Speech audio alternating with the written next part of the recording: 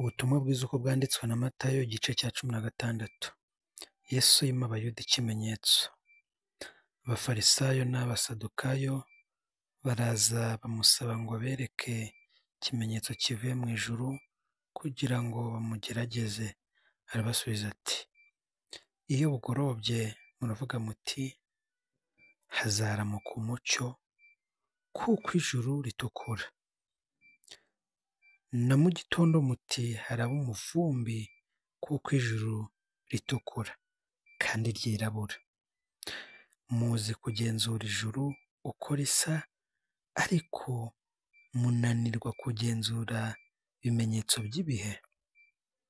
Abantu b'iki gihe kibi bishimira ubusambanyi, bashaka ikimenyetso ariko ntacyo bazahabwa keretse icya Yona. Abasigaye aho baragenda. Abigishwa bajya hakurya, ariko bibagiwe kujyana imitsima. Yesu arababwira ati, mumenye mwirinde umusemburo w'abafarisayo n'uw'abasadukayo. Bariburanya ubwabo bati, ni uko tutazanye imitsima. Yesu arabimenya arababaza ati, mwabafite kwizera guke mwe? Igitumye mwiburanya ubwanyu ni uko mudafite imitsima? Ntimurajijuka?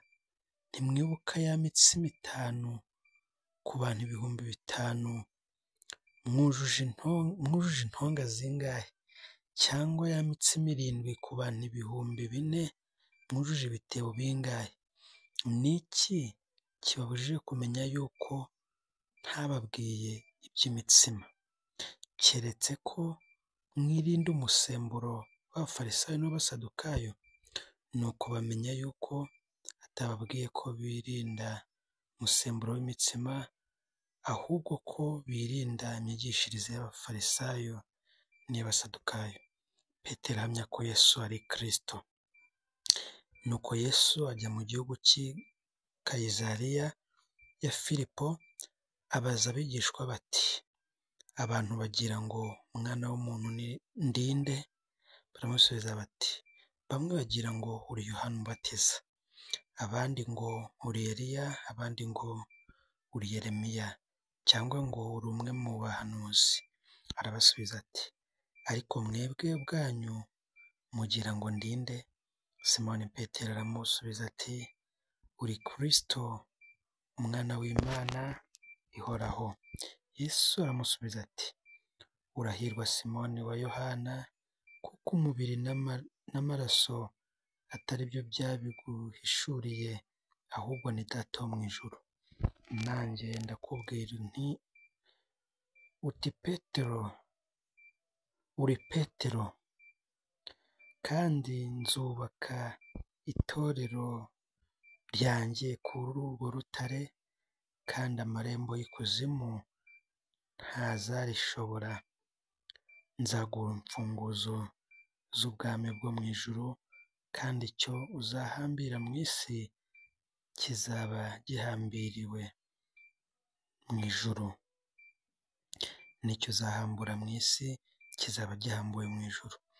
Maze yihanangiriza abigishwa ngo batagira uwo babwira ko ari we Kristo.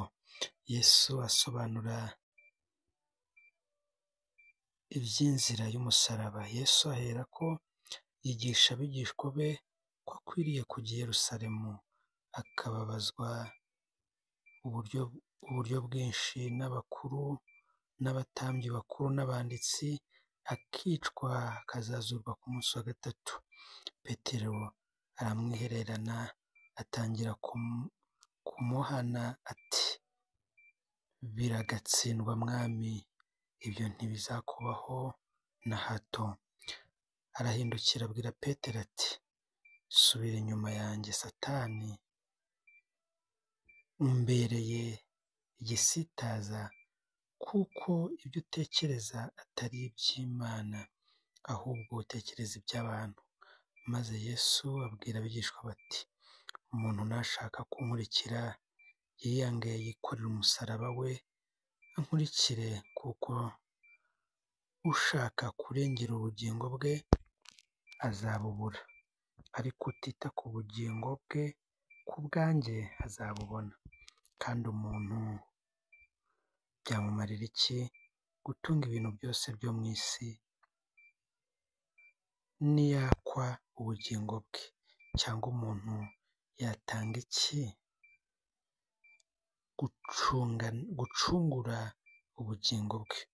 Kuko umwana w'umuntu azazana n'abamarayika be afite ubwiza bwa se, agaherako yitura umuntu wese bikwiriye ibyo yakoze.